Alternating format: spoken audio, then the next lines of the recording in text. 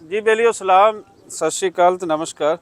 इस वेले असी खड़े हाँ टिब्बा नानकसर। इस पिंड का नाम है टिब्बा नानकसर और पंजाब के इतिहास के अंदर सिक्खी के इतिहास के अंदर इसकी खास इंपॉर्टेंस किवें बनती है वो तुहानूं दसदे जाइए कि इस थां ते ही बाबा नानक सरकार का डेरा सी। जदों पाकपटन इत्थे आंदे ने इत्थे उन्हां दे आउण दा कारण बाबा फरीद सरकार का जिहड़ा कलाम सी वो कलैक्ट करना सी, इकट्ठा करना सी। इस तो पहले कलाम कोई इकट्ठा किसी ने नहीं किया सी। सो बाबा नानक सरकार इत्थे आए, इत्थे रह इस डेरे ते। उस डेरे ते अज गुरुद्वारा भी बन चुका है और इत्थे रह के फिर उन्होंने अज साढ़े सामने बाबा फरीद का जो कलाम आंदा है वो इत्थे बह के उन्होंने कलैक्ट किया और इत्थे वो काफ़ी टाइम रहे। सो चलते हैं जी अंदर ਤੇ ਦੇਖਦੇ ਆ ਕਿ ਉਸ ਥਾਂ ਤੇ ਜਿੱਥੇ ਬਾਬਾ ਨਾਨਕ ਸਰਕਾਰ ਰਹੇ ਅੱਜ ਕੀ ਕੁਝ ਸਲਾਮਤ ਹੈ। ਇਸ ਪਿੰਡ ਦਾ ਨਾਮ ਵੀ ਹੁਣ ਟਿੱਬਾ ਟਿੱਬਾ ਜੀ ਨਾਨਕਸਰ ਨਾਨਕਸਰ ਟਿੱਬਾ ਨਾਨਕਸਰ ਜੀ ਜੀ ਠੀਕ ਹੈ ਪਿੰਡ ਦਾ ਨਾਮ ਜੀ ਜੀ ਬਾਬਾ ਨਾਨਕ ਸਰਕਾਰ ਦੇ ਨਾਂ ਦਾ ਹੀ ਫਿਰ ਪਿੰਡ ਜਿਹੜਾ ਠੀਕ ਹੈ ਜੀ ਬਣਾ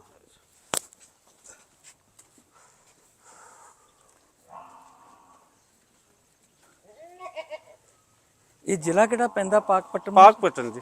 ਅੱਛਾ ਮੈਂ ਕਿਹਾ ਸ਼ਾਇਦ ਕਸੂਰ ਜ਼ਿਲ੍ਹੇ ਜੀ ਪੈਂਦਾ ਕਸੂਰ ਵੱਲੋਂ ਲੰਘ ਕੇ ਨਹੀਂ ਜੀ ਪਾਕਪਟਨ ਜ਼ਿਲ੍ਹਾ ਪਾਕਪਟਨ ਜ਼ਿਲ੍ਹਾ ਪਾਕਪਟਨ ਦੇ ਇੱਕ ਸਾਈਡ ਤੇ ਸਾਈਵਾਲ ਡਿਸਟ੍ਰਿਕਟ ਹੈ, ਦੂਜੀ ਸਾਈਡ ਤੇ ਕਸੂਰ ਹੈ, ਤੀਜੀ ਸਾਈਡ ਤੇ ਬਹਾਵਲ ਨਗਰ ਹੈ, ਚੌਥੀ ਸਾਈਡ ਤੇ ਵਿਆੜੀ ਹੈ।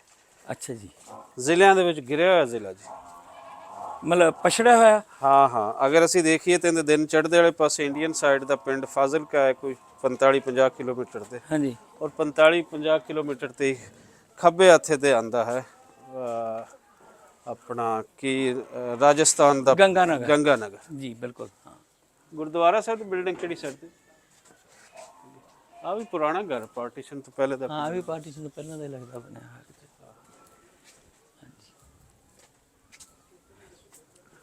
ਪਰ ਇਹਨੂੰ ਟਿੱਲਾ ਬਾਬਾ ਨਾਨਕ ਕਿਉਂ ਗਏ? ਉੱਚੀ ਜਗ੍ਹਾ ਸੀ ਟਿੱਬੇ ਉੱਚੀ ਜਗ੍ਹਾ ਟਿੱਬਾ ਉੱਚੀ ਜਗ੍ਹਾ ਸੀ। ਹਾਂ ਇਹ ਮਲਵਈ ਭਾਸ਼ਾ ਦਾ ਸ਼ਬਦ ਹੀ ਹੈ ਨਾ ਟਿੱਬਾ ਬਹੁਤ ਜ਼ਿਆਦਾ ਠੀਕ ਹੈ ਮਾਲਵੇ ਦੇ ਨਾਲ ਲੱਗਦੀ ਬੈਲਟ ਹੈ। ਹਾਂ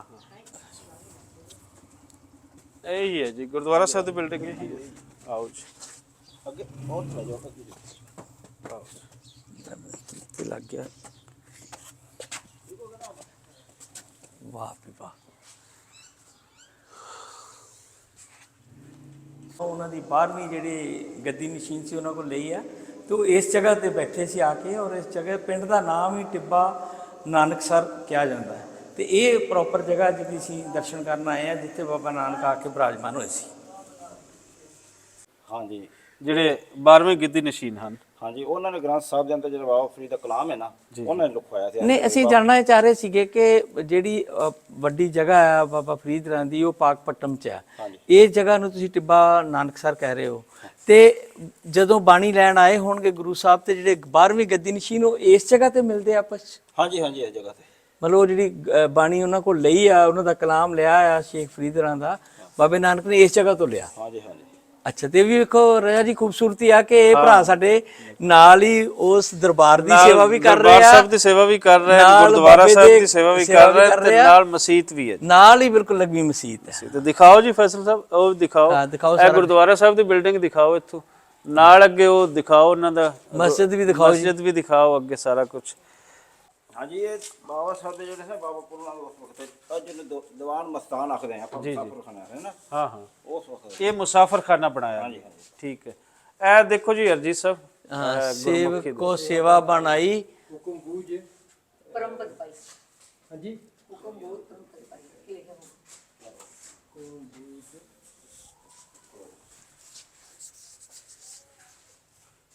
ਪਰ ਹਾਂ ਠੀਕ ਹੈ ਜੀ ਬਿਲकुल ਸਹੀ ਕਹਿ ਰਹੇ ਹੋ ਪਰਮ ਪਦ ਪਾਏ। ਇਸ ਤੇ ਪਰ ਉਪਕਾਰ ਨੂੰ ਹੀ ਨਹੀਂ ਪਿਆ ਜਾਂ ਕੇ ਮਾਨ ਉਹ ਡਿਊਟੀਆਂ ਸੀ ਬੜਾ ਉਹ ਛੱਡ ਦਿੱਤੀ ਸੀ ਇੱਥੇ ਮਨ ਬਸਿਆ ਨਿਰੰਕਾਰ ਜਾਂ ਕੇ ਮਨ ਬਸਿਆ ਨਿਰੰਕਾਰ। ਇਹ ਉੱਤੇ ਲਾਈਨ ਹੈਗੀ ਆ ਸੇਵਾ ਬਣ ਆਈ ਹੁਕਮ ਬੂਝ ਪਰਮਪਦ ਪਾਈ ਪਰਮ ਪਦ ਪਾਈ। ਨਾ ਬੂਝ ਨਹੀਂ ਕੀ ਹੋ ਗਿਆ। ਹਾਂ ਠੀਕ ਹੈ ਪੀ ਆ ਪੱਪਾ ਵਾ ਠੀਕ ਹੈ ਪਰਮ ਪਦ ਪਾਈ। ਹਾਂ ਗੁਰਬਾਣੀ ਚੋਂ ਲਿਆ ਨਾ ਤਾਂ ਸ਼ਬਦ ਤੇ ਇਹ ਇਸ ਤੋਂ ਪਰ ਇਸ ਉੱਪਰ ਹਾਂ ਇਸ ਤੋਂ ਉੱਪਰ ਨਹੀਂ ਨਹੀਂ कोई जाके मन वसे मन हाँ इसके ऊपर ना ही कोई जाके मन वसे जाके मन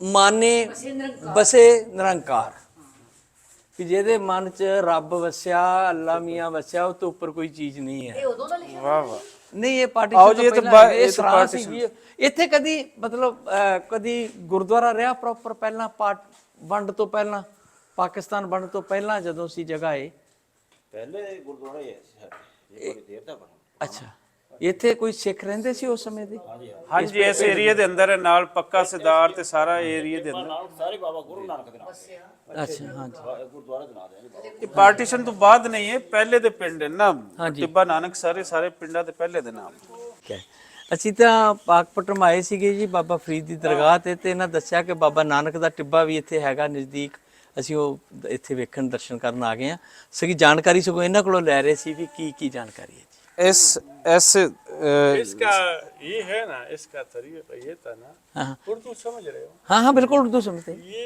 इधर रेलवे स्टेशन, रेलवे फाटक है, रेल देखा साथ। ठीक है जी ये गुरु नानक साहब इधर आया था, इधर हाँ जी अब बाबा फरीद को ग्रंथ सुनाया था, हाँ ग्रंथ।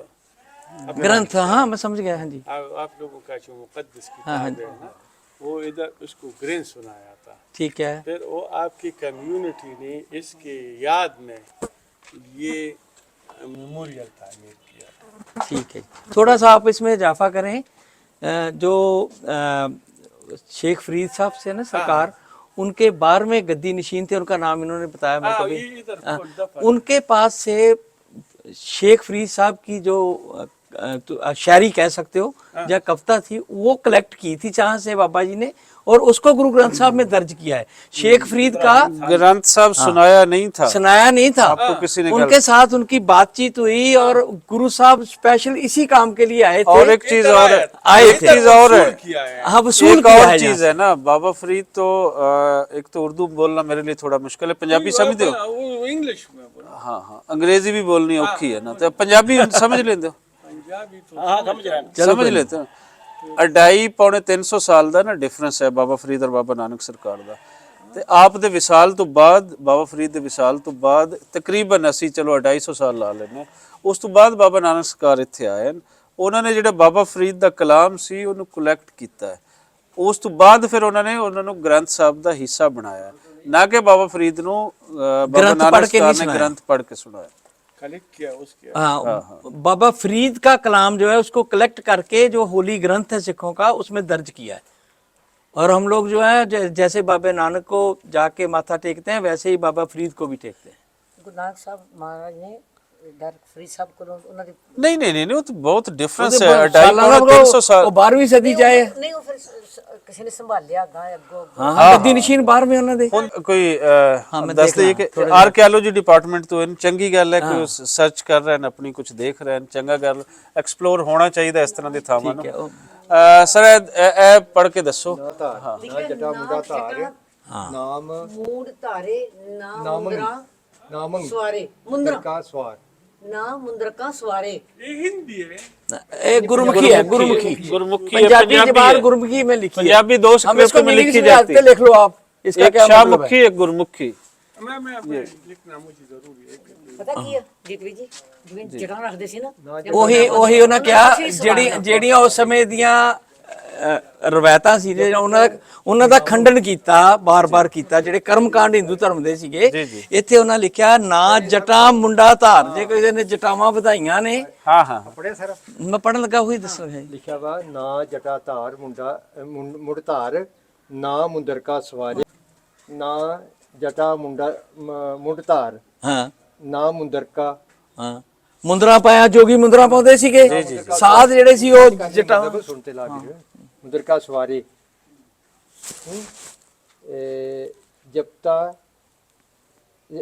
ਜਪ ਤਾਸ ਨਾਮੰ ਸਰੇ ਸਰਬ ਕਾਮੰ ਹੁਣ ਦੱਸੋ ਮੈਨੂੰ ਵੀ ਸਮਝਾਓ ਫਿਰ ਸਾਨੂੰ ਹੁਣ ਇਹ ਤੁਸੀਂ ਸਮਝਾਓ ਮੀਨਿੰਗ ਤੁਸੀਂ ਕਰੋ ਅਸੀਂ ਤਿੰਨ ਕੁ ਜੋਗੇ ਆ ਅਸੀਂ ਪੜਨ ਜੋਗੇ ਮੀਨਿੰਗ ਬਾਣੀ ਇਹ ਸਿਧਾਂਤ ਹੈ ਬੇਸਿਕ ਸਿਧਾਂਤ ਹੈ ਰਜਾ ਜੀ ਜੀ ਜਿਹੜੇ ਕਰਮ ਕਾਂਡ ਜਿਹੜੇ ਸੀ ਜਿਹੜੇ ਜੋਗੀਆਂ ਨੂੰ ਜਿੱਦਾਂ ਇਹਨਾਂ ਨੇ ਜਿਹੜੀ ਹੈਗੀ ਆ ਜੋਗੀਆਂ ਨਾਲ ਸੰਵਾਦ ਕੀਤਾ ਬਾਬੇ ਨੇ ਜਗ੍ਹਾ ਜਗ੍ਹਾ, ਤੇ ਉੱਥੇ ਵੀ ਇਹ ਗੱਲਾਂ ਆਈਆਂ ਨੇ ਕਿ ਤੁਸੀਂ ਲੋਕਾਂ ਨੂੰ ਜਾ ਕੇ ਉਹਨੂੰ ਕਹਿੰਦੇ ਆਪਾਂ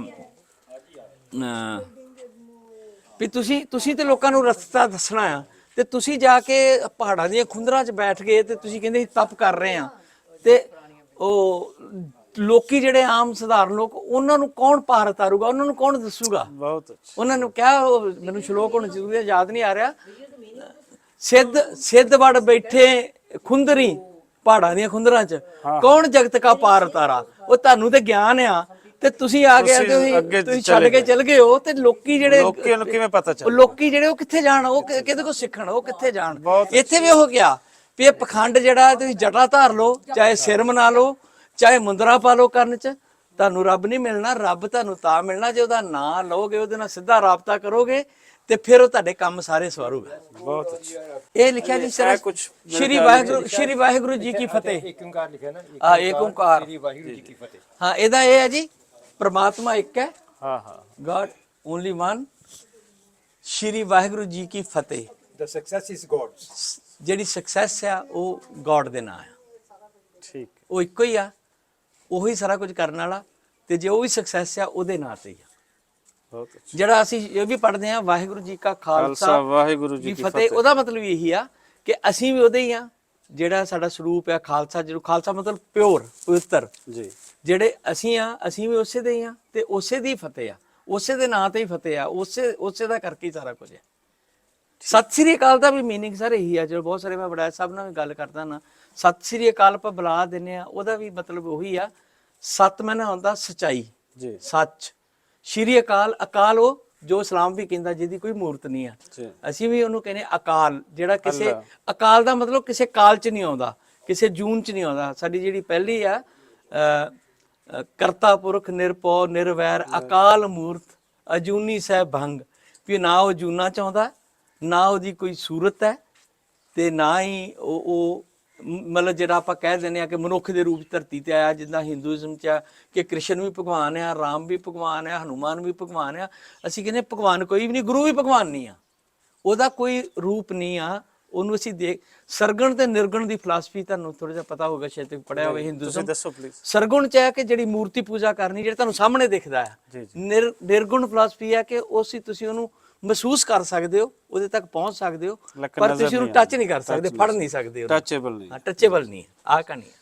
ਇਹ ਅੰਦਾਜ਼ਾ ਸਿਰਫ ਲਾ ਰਹੇ, ਸਿਰਫ ਅੰਦਾਜ਼ਾ ਲਾ ਰਹੇ को 1500 इधर ये जो है जनाब, ये जो ईंट का देख रहे हैं, ये टेस्ट होंगे है ना, मुझे बता रहे हैं 1800 बता रहे हैं। हाँ, ये जो ईंट है ना, आप सही कह रहे हो, आप सही कह रहे हो, आप सही कह रहे हो।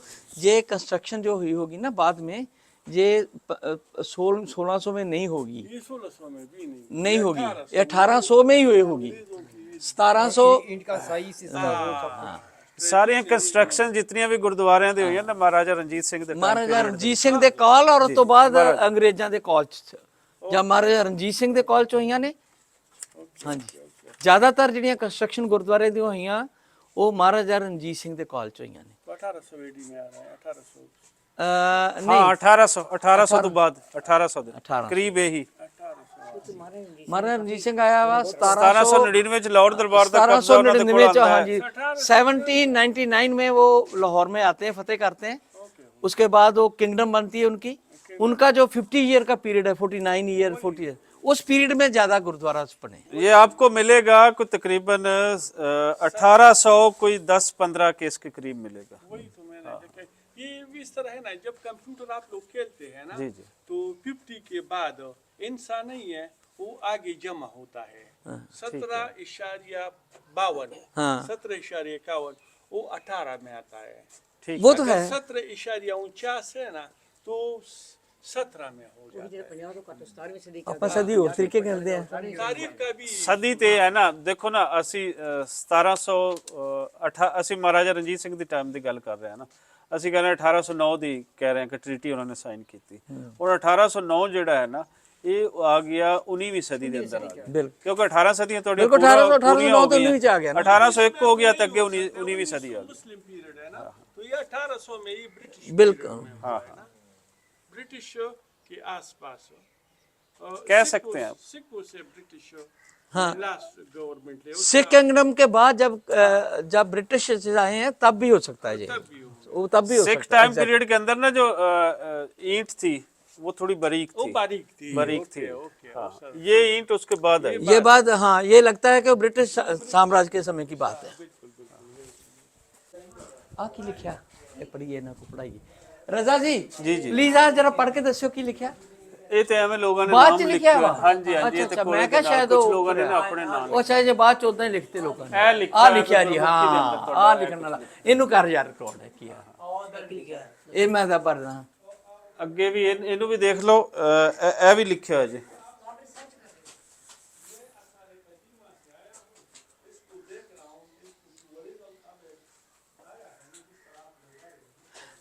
ਅਭੀ ਨਹੀਂ ਨਾ ਇੱਥੇ ਆਇਓ ਜਰਾ।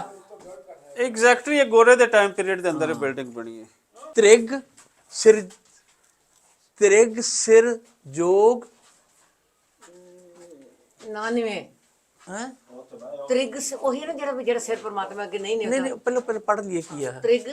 ਤ੍ਰਿਗ ਸਿਰ ਜੋ ਗੁਰ ਨਾ ਨਿਵੇਂ। ਹਾਂ ਹਾਂ ਬਿਲਕੁਲ, ਮੈਂ ਇਹਨੂੰ ਨਿਰਵੈਰ ਪੜ੍ਹ ਰਿਹਾ ਸੀ। ਨਹੀਂ ਨਿਵੇਂ। ਹਾਂ ਨਿਵੇਂ। ਹਾਂ ਤ੍ਰਿਗ ਹੁੰਦਾ ਜੀ, ਉਹਨੂੰ ਫਟਕਾਰ ਆ, ਲਾਨਤ ਆ, ਉਸ ਸਿਰ ਨੂੰ ਲਾਨਤ ਆ ਜਿਹੜਾ ਆਪਣੇ ਮੁਰਸ਼ਿਦ ਦੇ ਅੱਗੇ ਝੁਕਦਾ ਨਹੀਂ ਹੈ। ਹਾਂ ਗੁਰ ਲੱਗੇ ਨਾ ਇਤਲਾਤਾ ਨਾ ਕਿ ਇਹ ਉੱਪਰ ਕਿਸੇ ਨੇ ਅਸ਼ਰਫ ਲਿਖ ਦਿੱਤਾ, ਸਦਕੇ ਜਾਵਾਂ। ਉਹਨੂੰ ਵਿਚਾਰੇ ਨੂੰ ਕੀ ਪਤਾ। ਉਹ ਭਾਈ ਅਸ਼ਰਫ, ਉਹ ਤੈਨੂੰ ਰੱਬ ਦਾ ਨਾਂ ਹੀ ਬਾਕੀ ਤੇ ਨਾ ਲਿਖੀ। ਆਲੋ ਜੀ ਆਲੋ ਗਿਲ ਸਾਹਿਬ। ਹਾਂ ਪੜਿਓ ਨਾ। ਹਾਂ ਗੁਰਮੁਖੀ ਲੱਭ ਗਿਆ ਪੰਜਾਬੀ ਦੀ ਗੁਰਬਾਣੀ ਚੋਂ ਤੁਹਾਨੂੰ। ਹਾਂ ਹਾਂ, ਤ੍ਰਿਗ ਸਿਰ ਜੋ ਗੁਰ ਨਾ ਨਿਵੇ ਗੁਰ ਲੱਗੇ ਨਾ ਚਰਨੀ। ਹਾਂ ਉਹ ਸਿਰ ਜਿਹੜਾ ਮੁਰਸ਼ਿਦ ਦੇ ਅੱਗੇ ਨਾ ਝੁਕੇ, ਉਹਦੇ ਚਰਨਾਂ 'ਚ ਨਹੀਂ ਲੱਗਦਾ। ਤ੍ਰਿਗ ਲੋਇਨ ਗੁਰਦਰਸ ਵਿਣ ਵੇਖੇ ਪਰ ਤਰਨੀ। ਤ੍ਰਿਗ ਸਰਵਣ ਉਪਦੇਸ਼ ਵਿਣ ਸੁਣ ਸੁਰਤ ਨਾ ਧਰਨੀ। ਉਪਦੇਸ਼ ਤੇ ਵੇਖੀ ਜਾਵੇ ਪਰ ਤੇ ਸੁਰਤ ਨਾ ਧਾਵੇ, ਆਪਣੀ ਉੱਤੇ ਅਮਲ ਨਾ ਕਰੇ, ਵੇਖੇ ਨਾ ਕੀ ਆ। ਤੇ ਤ੍ਰਿਗ ਜਿਬਾ ਗੁਰ ਸ਼ਬਦ ਵਿਣ ਹੋਰ ਮੰਤਰ। ਹਾਂ ਇਹ ਵੀ ਆ ਨਾਲ। ਇਹਨੂੰ ਇੰਗਲਿਸ਼ ਵੀ ਲੱਭ ਹਾਂ ਇੰਗਲਿਸ਼ ਵੀ ਲੱਭ ਕੇ ਦੇ ਸਕਦੇ ਆ, ਇਹਨੂੰ ਇੰਗਲਿਸ਼ ਵੀ ਲੱਭ ਕੇ ਦੇ ਸਕਦੇ ਆ। ਹਾਂ ਗੁਰ ਸ਼ਬਦ ਵਿਣ ਹੋਰ ਮੰਤਰ ਜਾਂ ਕਰਦਾ ਮੈਂ ਕੱਢ ਦਵਾਂ। ਗੁਰੂ ਦੇ ਸ਼ਬਦ ਤੋਂ ਬਗੈਰ ਕੋਈ ਹੋਰ ਮੰਤਰ ਜਿਹੜੇ ਦੱਸਦੇ ਆ ਜੋਗੀ ਪਾਉਂਦੇ, ਜੇ ਉਹਨਾਂ ਨੂੰ ਕਰਦੇ ਹੋ। ਵਾਲੇ ਤ੍ਰਿਗ ਹੱਥ ਪੈਰ ਆ ਸਾਰਾ ਇਹ ਵਿੱਚ ਆ ਤਾਂ ਲੱਗ ਨਿਕਲਿਆ ਸੀ। ਇਸ ਏਰੀਆ ਜਿੱਥੇ ਆਪਾਂ ਖੜੇ ਆ, ਪਾਕਪਤਨ ਤੋਂ ਲੈ ਕੇ ਅੱਗੇ ਸਾਈ ਵਾਲੇ ਨੇ ਏਰੀਆ ਦੇ ਵਿੱਚ ਨੀਲ ਦਾ ਬਿਜ਼ਨਸ ਪੂਰੀ ਦੁਨੀਆ ਨੂੰ ਐਕਸਪੋਰਟ ਪੰਜਾਬ ਕਰਦਾ ਰਿਹਾ। ਮਹਾਰਾਜਾ ਰਣਜੀਤ ਸਿੰਘ ਦੇ ਟਾਈਮ ਜਿਹੜੀ ਇਕਨੋਮੀ ਪੰਜਾਬ ਦੀ ਬਹੁਤ ਜ਼ਿਆਦਾ ਮਜ਼ਬੂਤ ਸੀ, ਉਸ ਇਕਨੋਮੀ ਨੂੰ ਜਿਹੜੀ ਸਭ ਤੋਂ ਵੱਡੀ ਸਪੋਰਟ ਸੀ, ਉਹਦੇ ਅੰਦਰ ਇੱਕ ਨੀਲ ਸੀ। ਨੀਲ ਦੀ ਫਸਲ ਹੁੰਦੀ ਸਰ, ਪਹਿਲੀ ਗੱਲ ਇਹ ਸੁਣ ਲਓ। ਨੀਲ ਉਹੀ ਜਿਹੜਾ ਆਪਾਂ ਕੱਪੜੇ ਜਿਹੜੇ ਕਰਦੇ ਆ, ਜਿਹਨੂੰ ਅਸੀਂ ਇੰਡੀਗੋ ਕਹਿੰਦੇ ਆ। ਇੰਡੀਗੋ ਮੂਵਮੈਂਟ ਬੜੀ ਵੱਡੀ ਲੜੀ ਗਈ ਅੰਗਰੇਜ਼ਾਂ ਦੇ ਖਿਲਾਫ ਬੰਗਾਲ 'ਚ। ਇਹਦਾ ਬੂਟਾ ਹੁੰਦਾ ਹੈ। ਇੰਡੀਗੋ ਨਹੀਂ, ਹੁਣ ਤੇ ਕੈਮੀਕਲ ਆ ਗਏ, ਉਦੋਂ ਇੰਡੀਗੋ ਫਸਲ ਹੁੰਦੀ ਸੀ, ਫਸਲ ਤੋਂ ਬਚਦਾ ਸੀ। ਨੀਲ ਦਾ ਜਿਹੜੀ ਸੀਗੀ, ਉਹ ਗੋਰੇ ਜਿਹੜੇ ਸੀ ਉਹ ਜ਼ਬਰਦਸਤੀ ਨੂੰ ਲੋਕਾਂ ਨੂੰ ਕਹਿੰਦੇ ਸੀ ਤੁਸੀਂ ਨੀਲ ਬੀਜੋ, ਤੇ ਕਿਸਾਨਾਂ ਨੂੰ ਉੱਥੋਂ ਦਿਆਂ ਨੂੰ। ਉੱਤੇ ਮੈਂ ਪ੍ਰੋਗਰਾਮ ਕੀਤਾ ਸੀ ਫਾਈਕਾ ਨੇ, ਤੇ ਉਹ ਜਿਹੜੀ ਪ੍ਰੋਫੈਸਰ ਹੈ ਕਹਿੰਦੇ ਉਹ ਇੰਡੀਗੋ ਮੂਵਮੈਂਟ ਪੜੋਗੇ ਤੁਹਾਨੂੰ ਸਾਰੀ ਸਟੋਰੀ ਪਤਾ। ਇੰਡੀਗੋ ਮੂਵਮੈਂਟ ਅਗੇਂਸਟ ਬ੍ਰਿਟਿਸ਼ ਜਿਹੜਾ ਉਹ ਤੁਸੀਂ ਪੜੋ ਲਿਖੋਗੇ ਤੁਹਾਨੂੰ ਸਾਰੀ ਸਟੋਰੀ ਆ ਜਾਊਗੀ। ਵੈਸੇ ਮੇਰੇ ਕੋ ਤੇ ਪ੍ਰੋਗਰਾਮ ਕੀਤਾ ਪਿਆ ਹੈਗਾ ਉਹ ਫਾਈਕਾ ਨੇ, ਤੇ ਉਹਨਾਂ ਇੱਥੋਂ ਦੀ ਪ੍ਰੋਫੈਸਰ ਹੈ ਇੱਕ, ਉਹਨਾਂ ਭੇਜਿਆ ਸੀਗਾ, ਉਹਨਾਂ ਦਾ ਹੀ ਬਣਿਆ ਪ੍ਰੋਗਰਾਮ। ਸ਼ਾਹੀ ਮਿੱਠੀ ਮੈਂ ਹੂੰ ਪਰਮ ਪੁਰਖ। ਇਹ 10ਵੇਂ ਗ੍ਰੰਥ ਚੋਂ ਆ ਜੀ, ਇਹ 10ਵੇਂ ਗ੍ਰੰਥ ਚੋਂ ਆ। ਇਹ ਹੈਗਾ ਵਿਚਿੱਤਰ ਨਾਟਕ ਚੋਂ। ਮੈਂ ਹੂੰ ਪਰਮ ਪੁਰਖ ਦਾ ਦਾਸਾ ਦੇਖਣ ਆਇਓ ਜਗਤ ਤਮਾਸ਼ਾ। ਉਹਨੇ ਆਪਣੇ ਆਪ ਨੂੰ ਰੱਬ ਨਹੀਂ ਕਿਹਾ, ਕਹਿੰਦੇ ਮੈਂ ਉਹਦਾ ਦਾਸ ਆ ਤੇ ਮੈਂ ਦੁਨੀਆ ਦਾ ਤਮਾਸ਼ਾ ਵੇਖਣ ਇੱਥੇ ਆਇਆ। ਬਹੁਤ ਅੱਛੇ। ਉਹ ਅੱਛਾ, ਉਹ ਨਹੀਂ ਪੜ ਪਾਈ ਆ, ਉਹ ਤੁਸੀਂ ਪੜਿਆ। ਮੈਂ ਉਹ ਕਾਲ ਤਸਾਂ ਕਿਹੜਾ ਇਹ ਨਹੀਂ ਪੜ ਪਾਈ ਲਾਸਟ। ਇਹ ਵੀ ਪੜ ਲੈਣੇ ਜੀ ਫਿਰ। ਇਹ ਲੱਭ ਜਿਨ ਜਣਿਆ ਜਿਨ ਗੁਰ ਜਣਿਆ ਮਾਏ। ਇਹਨੂੰ ਕਰਿਓ, ਇਹ ਭਾਈ ਗੁਰਦਾਸ ਹੋਏਗਾ ਜਾਂ ਭੱਟ ਹੋਣਗੇ। ਇਹ ਸਾਰੇ ਸਕਰੀਨਸ਼ਾਟ ਦੇ ਦੇਣੇ ਨੇ, ਇਹਨਾਂ ਦੇ ਨਾਲ ਲਾ ਦੇਾਂਗੇ। ਇਹ ਸਾਰੇ ਪੁੰਜੇ ਜਾਣੇ ਆ। ਬੇਟਾ ਮੈਨੂੰ ਦੋਗੇ ਕੱਪੜਾ ਇੱਕ ਹੋਰ? ਕਿੱਥੇ ਕਿਆ ਗਿਲਾ ਕਰਾਉਂਦੇ ਆ ਉਹ ਕਦੀ ਵੀ ਨਹੀਂ ਪੇਂਟ ਨਹੀਂ ਉਤਰਦਾ। ਇਹ ਪੱਕੇ ਪੇਂਟ ਹੁੰਦੇ ਆ ਜੀ, ਇਹ ਵੈਜੀਟੇਬਲ ਪੇਂਟ ਹੁੰਦੇ ਆ ਮੇਰੇ ਖਿਆਲ। ਇਹ ਨਹੀਂ ਜਾਂਦੇ, ਫਿਰ ਇਹਨੂੰ ਅਸੀਂ ਕੱਢ ਲਾਂਗੇ ਤੇ ਹੋਰ ਵੀ ਚੰਗੇ। ਮੈਂ ਹੋ ਪਰਮ ਪੁਰਖ ਦਾ ਦਾਸਾ ਦੇਖਣ ਆਇਆ ਜਗਤ ਤਮਾਸ਼ਾ। ਉਹ 10ਵੇਂ ਗ੍ਰੰਥ ਚੋਂ ਆ ਜੀ, ਉਹ ਵਿਚਿੱਤਰ ਨਾਟਕ ਦਾ।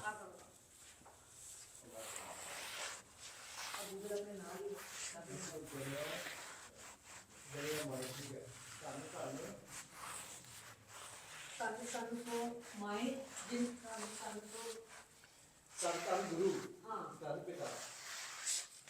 ਫਿਰ ਲਿਖੋ ਨਾ, ਇੱਕ ਲਿਖੋ। ਜੇ ਨਹੀਂ ਲੱਭਦਾ ਨਾ ਤੇ ਪੈਨ ਨਾਲ ਲਿਖ ਲਓ, ਮੇਰੇ ਕੋਲ ਪੈਨ ਹੈਗਾ, ਫਿਰ ਜਾ ਕੇ ਲੱਭ ਲਾਂਗੇ। ਜਿਹੜੀ ਲਾਈਨ ਪੜ੍ਹੀ ਲਿਖੀ ਜਾਂਦੀ ਹੈ ਲਿਖ ਲਓ।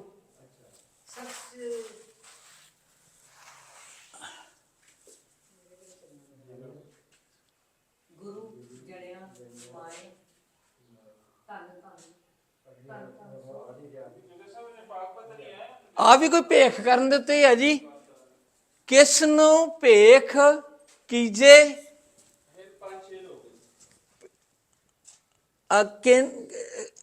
ਕਿਸ ਨੂੰ ਭੇਖ ਕੀਜੇ, ਨੂੰ ਭੇਖ ਕੀਜੇ ਇੱਥੋਂ ਤੱਕ ਠੀਕ ਹੈ। ਆਹ ਇਹ ਤੱਕ ਇੱਥੋਂ ਕੀਜੇ ਮੁੱਕ ਗਿਆ। ਅਲੇਖ ਲੇਖ ਬੱਬਾ ਇੱਥੇ ਆ।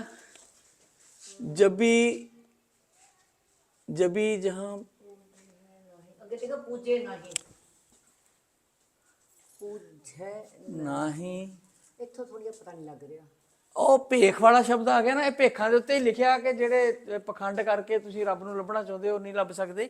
ਇਹ ਹੋਈ ਹੈ ਜਿਨ ਕੀਜੇ ਭੇਖ। ਅੱਗੇ ਨਾ ਜਾਇਓ ਭਾਬੀ ਜੀ, ਉਹ ਗਲਤੀ ਨਾ।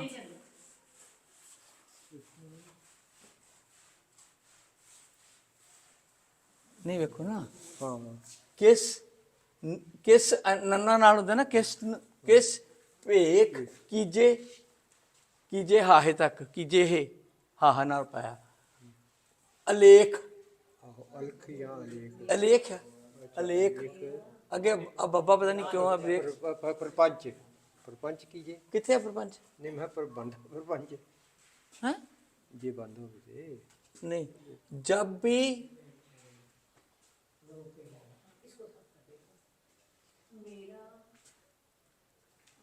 ਅੱਛਾ, ਅਸੀਂ ਟਿੱਬਾ ਨਾਨਕਸਰ ਗੁਰਦੁਆਰਾ ਸਾਹਿਬ ਤੋਂ ਬਾਹਰ ਜਿਵੇਂ ਹੀ ਨਿਕਲੇ ਆ ਤੇ ਖਿਆਲ ਇਹੀ ਹੈ ਕਿ ਪੁਰਾਣੇ ਵਕਤਾਂ ਦੇ ਵਿੱਚ ਇਹਦਾ ਹਿੱਸਾ ਹੋਏਗਾ। ਵਣ ਦਾ ਇੱਕ ਦਰਖਤ ਹੈ ਔਰ ਵਣ ਦੇ ਦਰਖਤ ਹੈ, ਸਾਨੂੰ ਨਜ਼ਰ ਇਸ ਤੇ ਆ ਰਹੀ ਹੈ ਕਿ ਜਿਵੇਂ ਇਸ ਦੀ ਬਹੁਤ ਲੰਬੀ ਉਮਰ ਹੈ, ਕਈ ਸਦੀਆਂ ਇਸ ਦੀ ਉਮਰ ਹੈ। ਸੋ ਗੁਮਾਨ ਇਹੀ ਹੈ ਕਿ ਇਸ ਵਣ ਦੇ ਦਰਖਤ ਦੇ ਵਿੱਚ ਇਹਦੇ ਤੇ ਕੋਈ ਅਸੀਂ ਅਥੈਂਟਿਕ ਤੌਰ ਤੇ ਇਸ ਨੂੰ ਨਹੀਂ ਅਸੀਂ ਕਹਿ ਸਕਦੇ।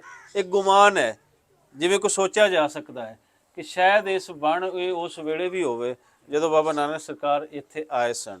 ਸੋ ਇਹਦੀ ਮੈਨੂੰ ਉਮਰ ਕੋ ਬਹੁਤ ਜ਼ਿਆਦਾ ਲੱਗਦੀ ਹੈ। ਤੁਹਾਡਾ ਕੀ, ਕਿਉਂਕਿ ਵਣ ਔਰ ਜੰਡ ਦਾ ਦਰਖਤ ਜਿਹੜੇ ਆ ਇਹਨਾਂ ਦੇ ਹਜ਼ਾਰਾਂ ਸਾਲ ਉਮਰ ਹੁੰਦੀ ਹੈ। ਔਰ ਇਹ ਦਰਖਤ ਜਿਹੜਾ ਤੁਹਾਨੂੰ ਨਜ਼ਰ ਆ ਰਹੀ ਹੈ, ਇਹਦੀ ਕੋਈ ਸਦੀਆਂ ਪੁਰਾਣੀ ਤੁਹਾਨੂੰ ਆ ਰਹੀ ਹੈ ਨਜ਼ਰ ਇਸ ਦੀ? ਬਿਲਕੁਲ ਜੀ। ਆਪਾਂ ਹੁਣੇ 2 ਦਿਨ ਪਹਿਲਾਂ ਕੱਲ ਹੀ ਜਾ ਕੇ ਆਏ ਜੀ ਇੱਥੇ ਗੁਰਦੁਆਰਾ ਸੱਚਾ ਸੌਦਾ। ਉੱਥੇ ਵੀ ਇਸ ਤਰ੍ਹਾਂ ਹੀ ਵਣ ਦਾ ਇੱਕ ਦਰਖਤ ਹੈ ਪੁਰਾਤਨ, ਉਹਨੂੰ ਸੰਭਾਲਿਆ ਹੋਇਆ। ਉਹਦੇ ਥੱਲੇ ਸਪੋਰਟ ਵੀ ਲੱਗੀ ਹੋਈ ਆ। ਤੇ ਜਿਹੜੇ ਉੱਥੇ ਸੇਵਾਦਾਰ ਸੀ ਗ੍ਰੰਥੀ ਸਿੰਘ, ਉਹਨਾਂ ਸਾਨੂੰ ਦੱਸਿਆ ਸੀ ਕਿ ਵਣ ਜਿਹੜਾ ਆ ਇਹ ਇੰਨਾ ਪੁਰਾਤਨ ਹੈ ਕਿ ਗੁਰੂ ਸਾਹਿਬ ਤੇ ਇੱਥੇ ਬੈਠੇ ਹੋਏ ਜੰਗਲ ਸੀ ਸਾਰੇ, ਤੇ ਇੱਥੇ ਬੈਠੇ ਸੀ ਉਹ ਲੋਕ ਜਿਹੜੇ ਜਿਨ੍ਹਾਂ ਨੂੰ ਲੰਗਰ ਦੀ ਸੇਵਾ ਕੀਤੀ ਗੁਰੂ ਸਾਹਿਬ। ਫਿਰ ਉਸ ਤੋਂ ਇਲਾਵਾ ਗੁਰਦੁਆਰਾ ਤੰਬੂ ਸਾਹਿਬ ਜਿਹੜਾ ਨਨਕਾਣਾ ਸਾਹਿਬ ਦੇ ਅੰਦਰ ਹੈ, ਉਹਨਾਂ ਦਾ ਛੱਜਾ ਜਿਹਾ ਵੀ ਉਹ ਦਰਖਤ ਦਾ ਇਸ ਦਾ ਬਣਿਆ ਹੋਇਆ ਹੈ। ਹਾਂਜੀ। ਜਦੋਂ ਵਾਪਸ ਆਏ ਸੀ ਸੱਚਾ ਸੌਦਾ ਕਰਕੇ ਤੇ ਆ ਕੇ ਉੱਥੇ ਬਹਿ ਗਏ ਸਨ ਬਾਬਾ ਨਾਨਕ ਸਰਕਾਰ ਜੀ। ਸਿੱਧੇ ਘਰ ਨਹੀਂ ਗਏ ਸਨ, ਉੱਥੇ ਬੈਠੇ ਸਨ। ਉੱਥੋਂ ਫਿਰ ਉਹਨਾਂ ਦੇ ਬਾਪ ਆਏ ਕਾਲੂ ਮਹਿਤਾ ਖੱਤਰੀ ਜੀ, ਤੇ ਉੱਥੇ ਆ ਕੇ ਫਿਰ ਉਹਨਾਂ ਨੇ ਡਾਂਟਿਆ ਕਿ ਤੂੰ ਕਿਹੜੇ ਸੌਦੇ ਕਰਦਾ ਫਿਰਨਾ। ਤੇ ਇਹਦੀ ਉਮਰ ਜੀ ਬਿਲਕੁਲ ਹਜ਼ਾਰਾਂ ਸਾਲ ਹੁੰਦੀ ਹੈ। ਤੇ ਗੁਮਾਨ ਇਹੀ ਹੈ ਕਿ ਇਸ ਦਰਖਤ ਦੇ ਥੱਲੇ ਕਿਤੇ ਸ਼ਾਇਦ ਕਨਫਰਮ ਤੇ ਅਸੀਂ ਨਹੀਂ ਕਹਿ ਸਕਦੇ ਬਾਬਾ ਨਾਨਕ ਸਰਕਾਰ ਉਹਦੇ ਨਾਲ ਜੁੜਦੀ ਜਗ੍ਹਾ ਨਾਲ ਜੁੜਦੀ ਇੱਕ ਯਾਦਗਾਰ ਇਹ ਵੀ ਹੈ।